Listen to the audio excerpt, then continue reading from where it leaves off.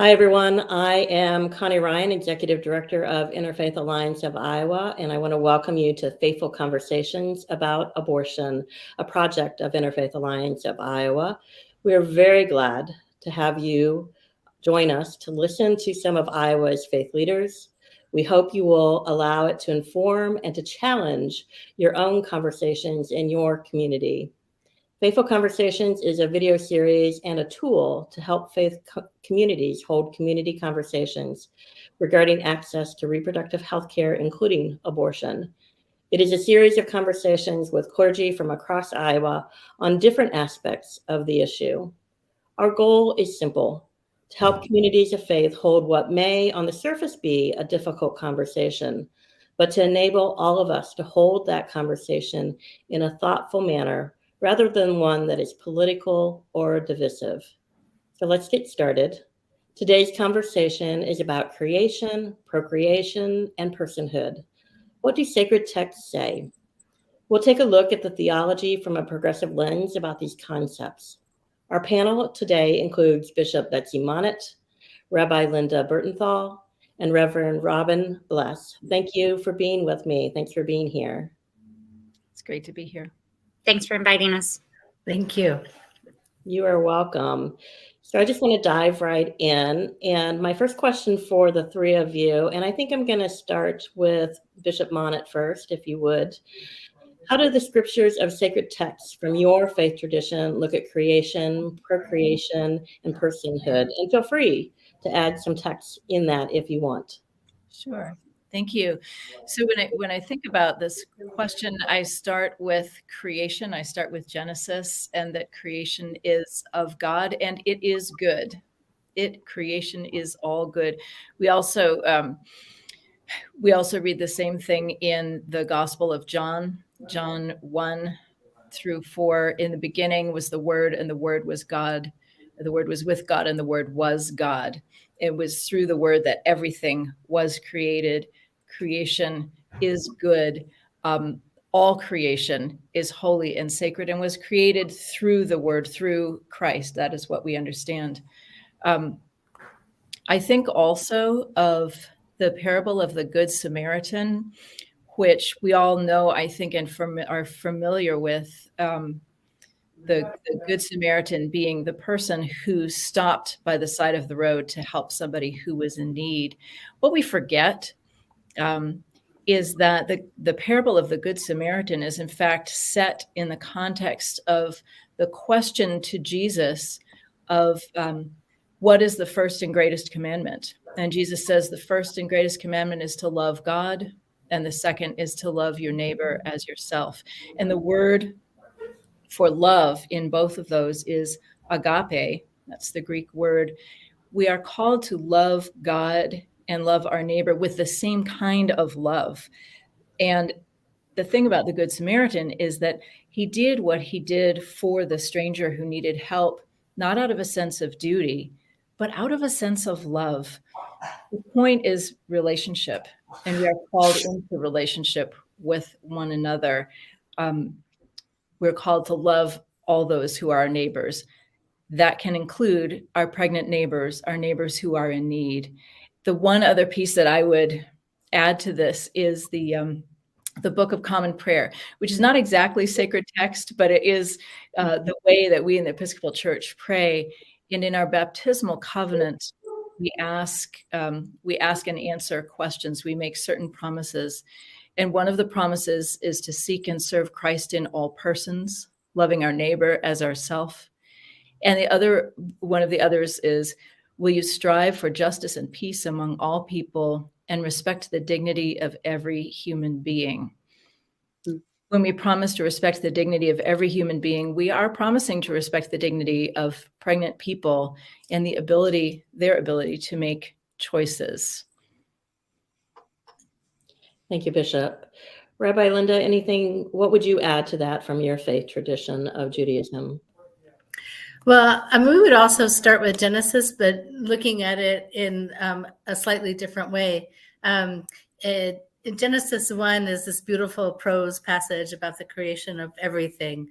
But when God gets to the creation of humanity, it bursts into this little poem, because I guess we're all just so excited. And it says, God created humanity in his image. In the image of God created humanity, male and female created humanity. And we learn from this, and I think this is like a really important place to start, that women are full people.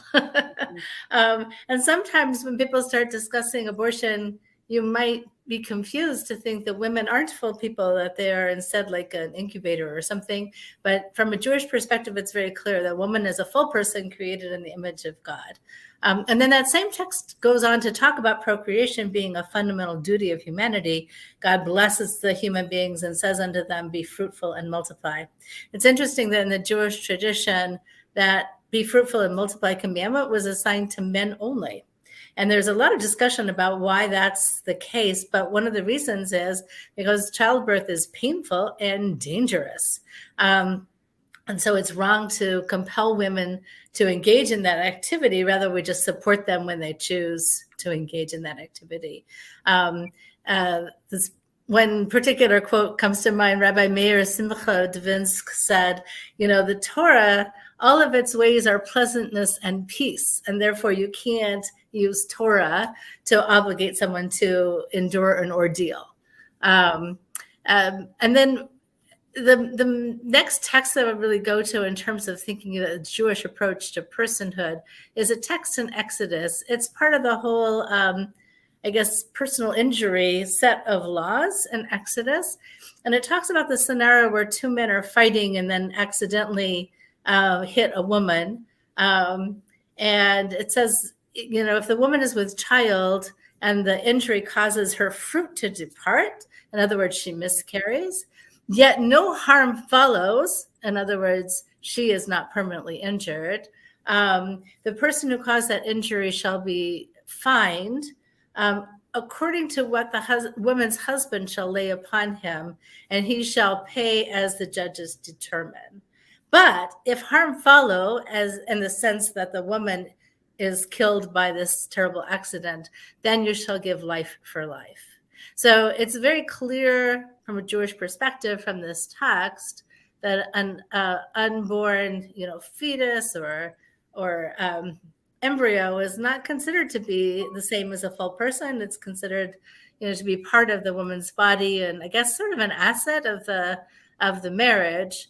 And so it's different than the full person that the woman is. Thank you, Rabbi. And Reverend Bles, we'll add you into the conversation and your thoughts on creation, procreation, personhood. I mean, both of these women have already stated what my tradition would also be viewing. We start with Genesis and that understanding in Genesis 1. Both were created at the same time, both in a full image of God. Then you move into Genesis 2. And I think what my tradition really encourages, the Christian Church Disciples of Christ, is the sense of being in conversation. And so you're in conversation with scriptures and with God and with your community at the same time to help us collectively discern. And so when we go to scriptures, then we also have Genesis 2, which has another creation story, another telling, I will probably be a better description of the creation story. And it's told just like when humans tell stories, they're told with a slightly different emphasis, perhaps in a slightly different order. And so in that story, when humans are created, there's the first human, and then there's the second human. And it isn't until there are two that we then see a diversity and a sense of difference. And so our personhood is in relationship with each other, and our personhood is found when we are in relationship to each other. They were not set up in a diversity of different, or they were not set up in opposition to each other. They were not set up in a hierarchy of each other, but instead they were created to be partners, to be helpmates, to help care for and tend to, and as part of God's creation. So our personhood is derived from God and from being in relationship with each other. And that's a sense of equality. And I think then we don't have one-to-one answers from scripture to today. I mean, I would love it if, scripture would be kind of like a magic 8-ball. You could go directly with your question, but that's not how scripture works. And so we then would take, for this sense of procreation, I think from the Christian tradition, our greatest understanding of procreation would stem from our Christmas story. And in the Gospels, we have also, like in Genesis, we have 2 different accounts of creation. In the New Testament, we have 4 different accounts of Jesus's life, and they're different from each other. And you bring them into conversation with each other, and you find in Luke the story of Mary and how God shows up to Mary, fully recognizing Mary's personhood, and asks Mary, "You were blessed. Would you do this? Would you be the vessel for Christ?" And Mary gives her consent. And then we have in Matthew another gospel where an angel of the Lord appears to Joseph in a dream and asks Joseph a similar question: will you agree to be with Mary? Both are taking a very, very potentially life-threatening and life-altering decision and choice, and God fully respects them to make these decisions on their own and then together in partnership. And so there's a fullness in our relationship with God and with one another in not only identifying who we are, how we participate in creation, but also how we participate in procreation. Thank you so much to all 3 of you for your deep and thoughtful answers on that. And so then we're going to take that into, how is abortion addressed? You've given such eloquent descriptions of your understanding from your faith tradition. How is abortion addressed in your tradition, considering how you've just described the elements of creation and procreation and personhood? And if you don't mind, I'm going to start with Rabbi Linda. Sure. So the Babylonian Talmud is our most authoritative compendium of rabbinical commentaries and laws. It was written during the first millennium of the Common Era, so around the year 500 or 600 of the Common Era.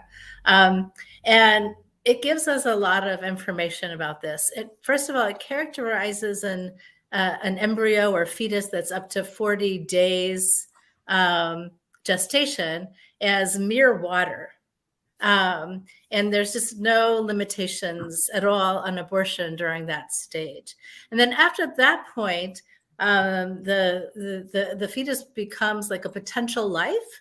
And so what all Jews agree based on the Talmud is that an abortion is permitted and even required to preserve the mother's life, but otherwise that potential life has sanctity and importance.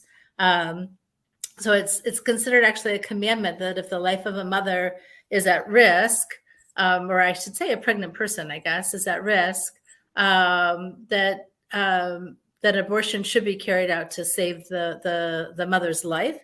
And then different rabbis have different ways of looking at why this is so.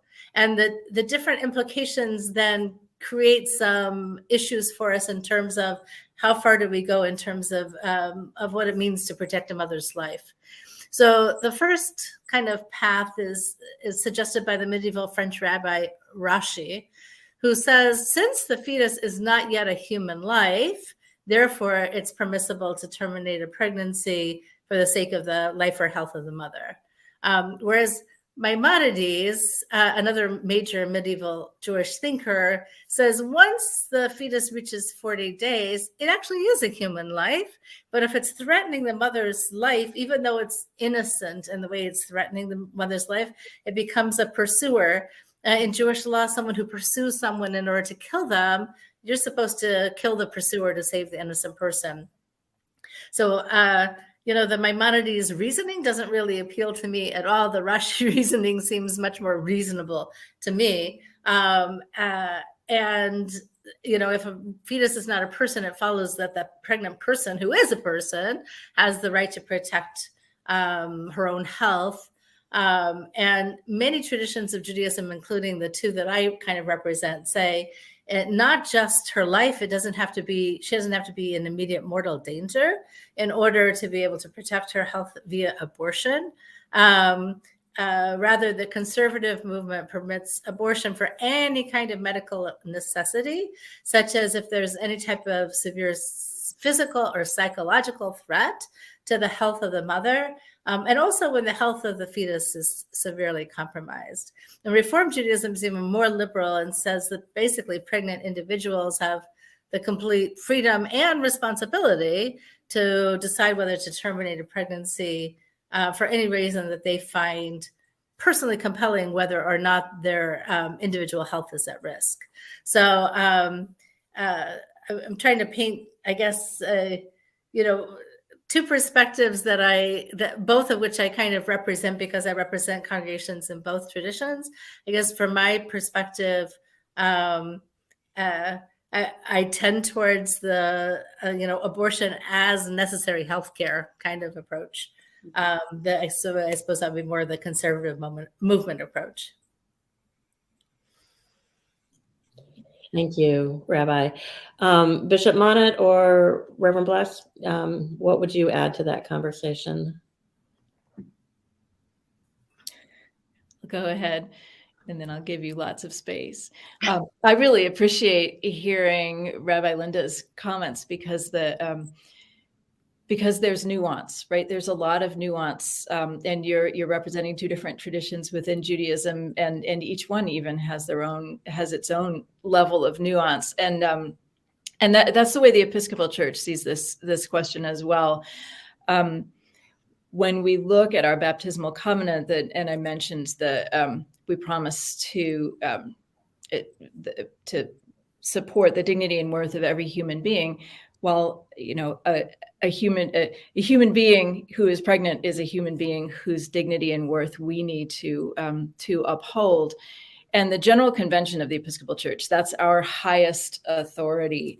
In 2018, restated. We've been talking about abortion since the 60s, and in support of a woman's right to choose ever since the 60s, ever since this came up to the convention a long time ago, because in 2018 the General Convention said we called for women's reproductive health and reproductive health procedures to be treated as all other medical procedures. That was a clear call from the General Convention because equitable access to women's health care, they said, I'm reading right now from the resolution, including women's reproductive health care, is an integral part of a woman's struggle to assert her dignity and worth as a human being.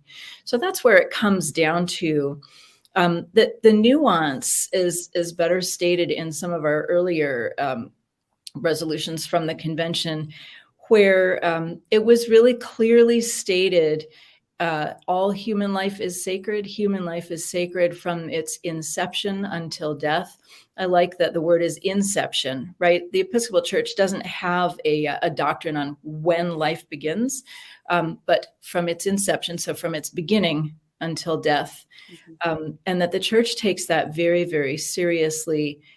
One of the statements that was made by the convention in 1988 was that we regard all abortion as having a tragic dimension. And sometimes we have to choose between two hard things, and we're recognizing that as a church, that this isn't like an occasion for joy. This is a difficult decision for anybody to make, and that clearly the Episcopal Church said in 88 that legislation about abortion will not address the root of the problem that exists of abortion, right? The tragedy that is inherent in any abortion. And so again, our deep conviction is that the legislation that that any state would pass, any state or national government would pass, would need to have special care to see that individual conscience is respected, and that the responsibility of individuals to reach informed decisions in this matter is honored. So the Episcopal Church has been very, very clear. We support the right of the person to choose. We believe that reproductive care is health care, and we recognize the difficulty and the nuance that and the hardship that people have to go through in making these decisions. But it's their decision to make. Yes, I think I would add my tradition. The Disciples of Christ is the first Christian tradition born here in this country. So we have a very strong identity tied with our religious interpretation of Scripture and the ways we live out that faith that is very closely connected to our national understanding of religious liberty. And so in that sense, we bring that spirit to our act of interpretation, where it is it's a right and almost a requirement of each individual person to read and study and interpret Scripture with themselves and with God. But it isn't until we come together as a community and in collective discussion and discernment, discern how do we live this out together. And so there is space for that nuance. There is space for disagreement. There is space for diversity to live together. But it isn't until we look at the fullness of how we are living out God's call to care for all of creation that we can apply this our very contemporary understanding of abortion to a sacred text. And how we live that out today in this world. And so I would go back to the ways in which even God went to and honored the fullness of and dignity of the humanity of Mary and Joseph in making this decision, that it was all parties involved, directly involved, of their right to choose and their right to what would bring the fullness of life for them, knowing either way, either decision they make would be a dangerous and difficult path and journey, and that God recognized that. And so we, as followers of God and followers of Jesus manifesting that presence in the world, need to honor that decision in others as well, and that a fullness of healthcare for the bodies we live in and occupy in this world is also a right and our calling to witness to, that no matter what vessel we are in, we are part of God's creation and are worthy of the full care that these bodies need. Thank you. You know, people of faith are not monolithic. We all know that. And even within traditions, and you all have laid out your interpretation and understanding from your faith tradition. But how do people of faith hold differing points of view come to some kind of consensus in your faith tradition, or is that even possible in today's world? And whoever wants to begin. Well, let me jump in because in Judaism we don't see consensus as a necessary thing. So, for example, in Orthodox Judaism, that also follows this whole idea of preserving the woman's life, including health. It kind of matters who your individual rabbi is, because different rabbis have different interpretations of what's going to jeopardize the mother's life. So, like, one of the classical cases that comes up for Jews is there's a genetic disease called Tay-Sachs, that if a baby is born with Tay-Sachs, they live a brief and painful life. And different Orthodox rabbis have different opinions about whether aborting, a potential child has been diagnosed with Tay-Sachs is kosher or not, based on their understanding of what that means in terms of suffering, the maternal suffering being the thing that's really guiding that decision. Is the maternal suffering if you give birth to a Tay-Sachs baby so severe as to endanger your life? So, like, different leading experts on Jewish law go different directions on that. How about pregnancies that result from rape or incest? different Orthodox rabbis will approve an abortion or not approve an abortion, based on those circumstances, based on what they think is involved in terms of the suffering that the mother would go through if she had to give birth to a child conceived in that way. And the Jewish way has always been to agree to follow the majority position, but always respectfully preserve the minority position, with the understanding that at some point circumstances may change. It may just be, human knowledge that changes, or it may be what we can do medically changes. But as circumstances change, maybe that minority opinion one day becomes the majority opinion. And so we're not so much striving for consensus as, respecting a variety of points of view and giving people the ability to follow the ruling that is appropriate for them. We go so far as to say, and this is in the Jerusalem Talmud, not the Babylonian Talmud, but all the same, we say that Torah was deliberately given in this ambiguous manner such that for every ruling that might need to be made, there'll be 49 reasons to rule one way and 49 reasons to rule the opposite way. And since the 50th level of understanding is available only to God, it kind of puts us humans, in the position of needing to have a certain level of religious humility. So for us, it's not so much about coming to consensus, but rather understanding that everyone's wrestling with what God requires of them if they're a person of faith, or if they're a secular person, what's the right thing to do in their unique situation, and being, I guess, respectful of that kind of earnest struggling.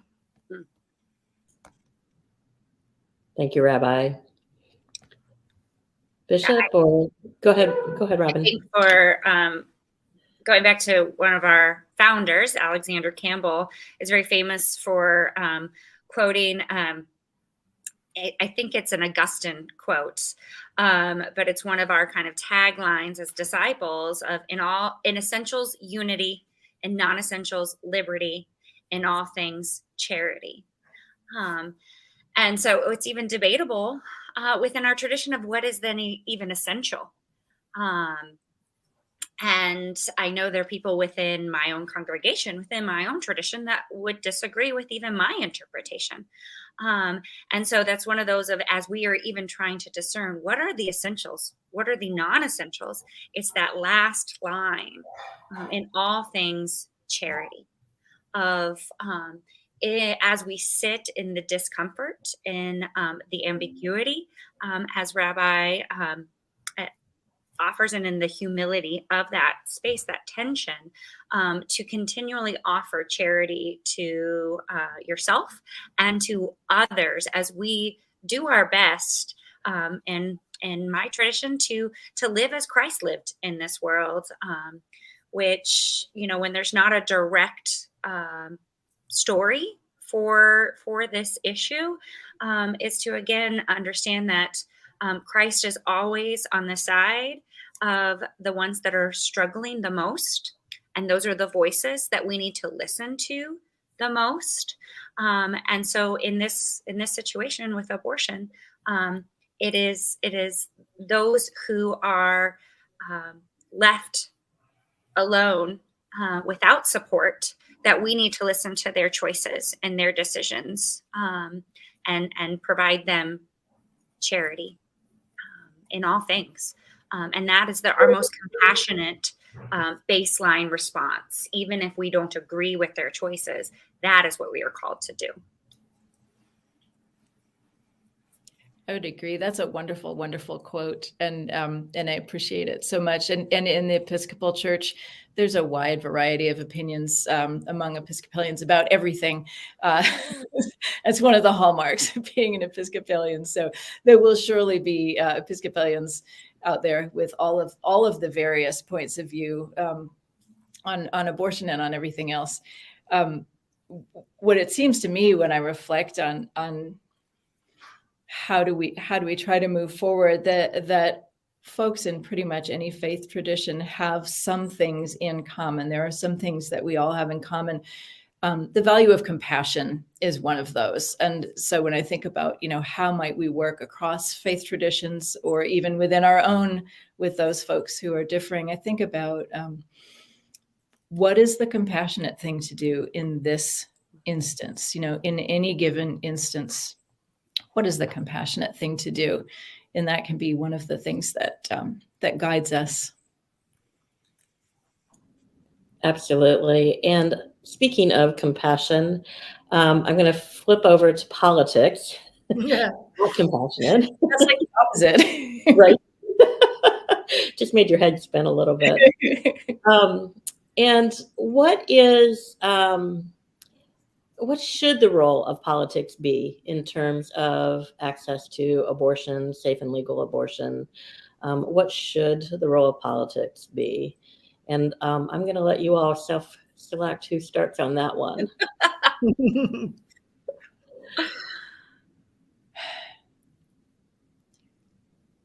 I'll go. Politics is super rough, right? Politics is generally a very blunt instrument, and we are speaking about a topic for which a blunt instrument is really not effective.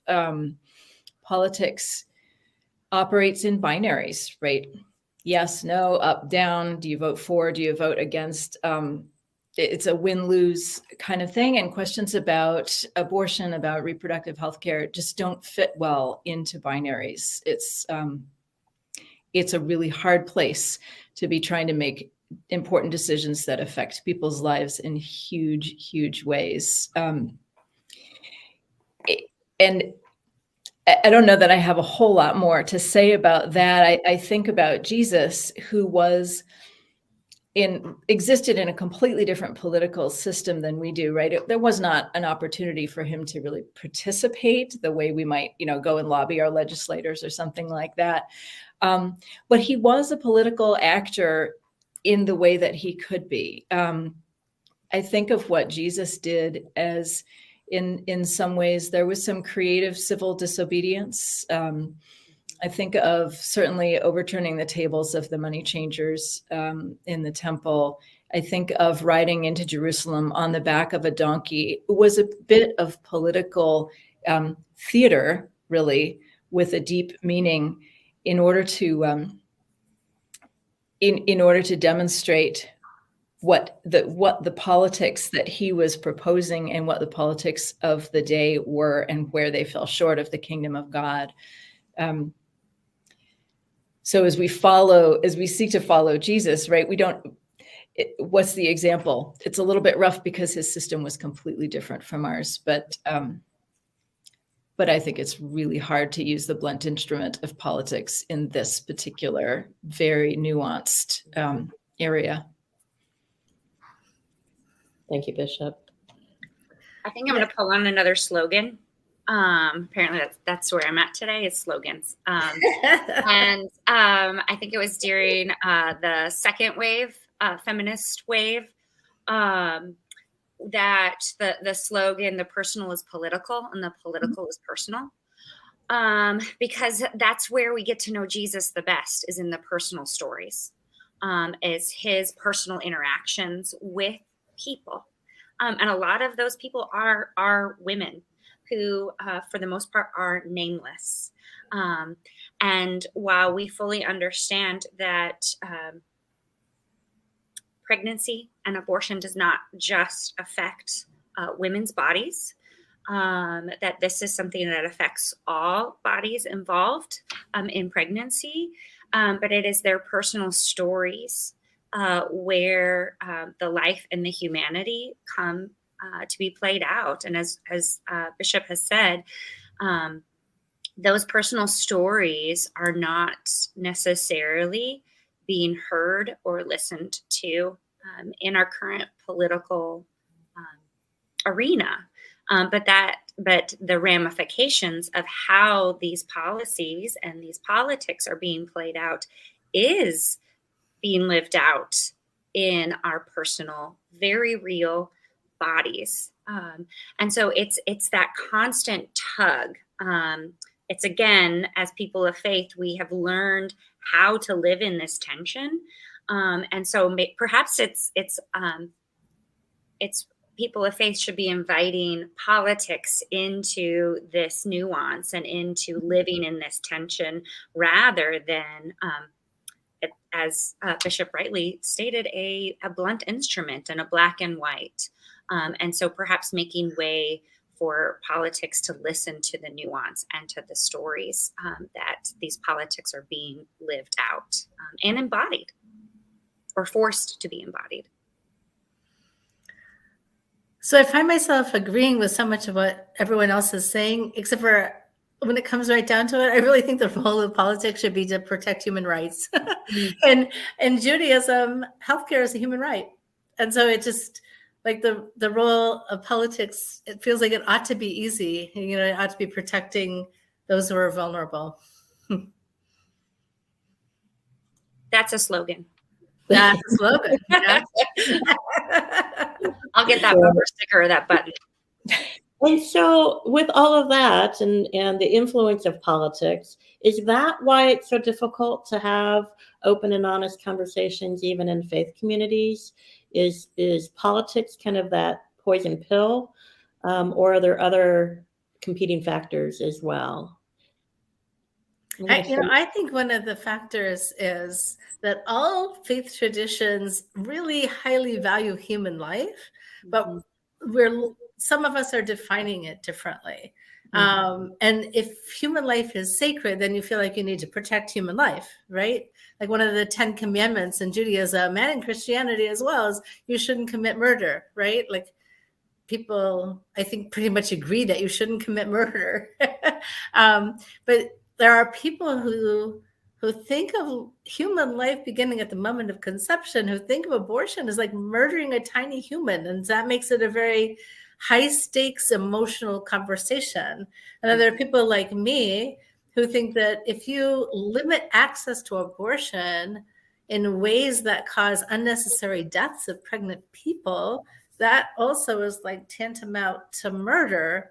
So it's like our very agreement that human life is precious that makes it really hard for us to talk about this particular issue in a calm and unemotional way. I would add something to that, which is the level of the rhetoric that's out in our culture right now. There's an environment in which it's very hard to have a reasonable conversation about facts, where folks are just slinging names, like you don't want to be in a conversation with somebody who's just going to say, you're a baby killer, well, now that ended the conversation. It's just that's not a reasoned conversation. And, it takes time and energy and emotional energy to have a reasoned conversation about something that is just so deeply held. And I really appreciate what Rabbi Linda says. We all believe that human life is sacred. We have different ways of looking at that, and yet, because it's such a strong belief, that's a hard thing to talk about. And we don't have a lot of good examples of public, open, respectful, calm conversations about difficult topics, right? We have a lot of examples over the last decades of exactly the opposite. Outrage sells. You get your clicks, you get your likes, you get your advertising dollars through, extremism and outrage. And so we kind of don't know how to do it. Thank you. And so how, as faith leaders, and Reverend Bles, I'm going to start with you. As faith leaders in a faith community, how do you approach a conversation such as this difficult conversation? And do you have some tips or suggestions that you would share to faith communities that are listening in on this and how they might hold conversations? I think first and foremost, to start in prayer between you and God, and Scripture, that to first even find that sense of openness and vulnerability and humility with our God, so that we can then bring that posture to be in conversation with each other. And that goes for those who sit in the pew next to us. And I think all of us have witnessed to none of our traditions are a monolith, and people within them have a diversity of understandings as well, and that we have made space for that. And so how do we make space for that when we're actually in conversation and relationship with each other? And so how do we hold that in learning new ideas and new information? I know right now with the 6-week ban that's being proposed, there's not even a medical understanding of what 6 weeks pregnancy means. And so even if we start with just science and medicine, rather than our own very understandable but deeply held beliefs, if we could even start with what does that actually mean? Because that we don't even have an understanding of what 6 weeks pregnant means amongst the community who is voting and who's expressing their thoughts. So even starting there, finding some just baselines to start having a conversation, and a genuine openness and willingness to hear someone's thoughts that will most likely be in opposition to yours. And if we can hold that sense of humility and charity, we will be doing a tremendous favor towards finding a way back to each other, in not just this conversation, but all conversations, and how we live side by side, back to that Genesis 1, in partnership, in full expression of God's creation. Thank you. Rabbi Linda, your thoughts? Well, I definitely agree with the whole religious humility thing. I also just go back to like what's precious about this nation to us. Like we have this First Amendment right to practice our own religious tradition. The government has this First Amendment responsibility not to establish a state religion. And so like if we can listen to each other well enough to understand that different religions have different teachings on this issue, that ought to be enough for us all to say, well, this is, I sound so naive, but this is America. Like, this is the place where we're all allowed to be in our own relationship with God. We're all allowed to follow our own tradition. And why would we be getting in the way of each other doing that? I also think, avoiding loaded words like murder and murderer also help for a good tip on this conversation. Thank you, Rabbi. Bishop? Yeah, I love everything that both Reverend Robin and Rabbi Linda just said. And beginning with that humility and willingness to listen, and kind of goes back to the agape love that I was talking about before, being in relationship with the others with whom we are conversing, and really listening to seek to understand, and having some facts at hand, because they are thin on the ground with this conversation in the public sphere. Really thin on the ground, right? What is the actual facts? What is the truth about abortion in this country now, right? What is the nature of most of the abortions? The word abortion itself even covers a variety of different procedures, and not all procedures that are listed as abortion on a medical record are intended to remove a viable fetus from a human uterus. That's just, that's one of the facts that not a lot of people seem to know, or certainly aren't functioning within. So enough humility maybe to listen to the facts, and then to listen to one another, and charity in all things charity. I think I'm going to take that button, that t-shirt. Yeah. I would also say courage. I would add courage to all of this. It takes a tremendous amount of courage to enter these difficult conversations, and a willingness to learn about the medical stuff, along with our differing theological and ecclesial expressions and understandings of these. And so holding humility and courage hand in hand. Well, I want to thank all of you, all three of you, Bishop Betsey Monnot, Rabbi Linda Bertenthal, Reverend Robin Bles. Thank you so much for being part of this conversation. I'm grateful for your presence and for your thoughtful conversation.